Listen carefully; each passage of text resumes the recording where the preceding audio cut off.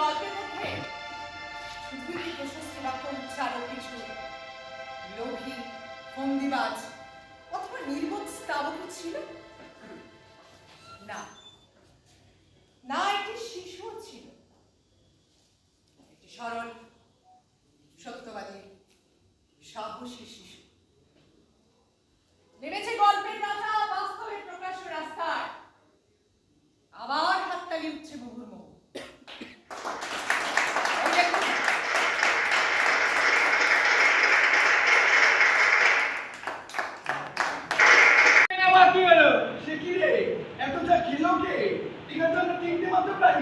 কিশোরী গরম জলের বদলে 3 কাপ চা দিয়ে গালগুল করে, তরু ভাড়া করে জামা কাপড় পরে, সে আবার 3টে চার বেশি খায় না। তাই আজ 3টে যা চা দিয়ে গেলাম, টাকা না পেলে এটাই।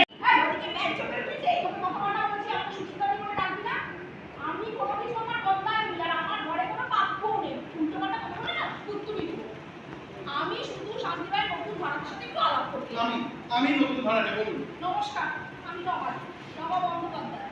এই যে তুই যে ছোটবেলায় স্কুলে গিয়ে ক্যাম্পে হেরে দিতি, এখন কিন্তু সেই লোকটা আছে। আরে এ তো মনে নেই, সে যে পাল্লা করে দিতি।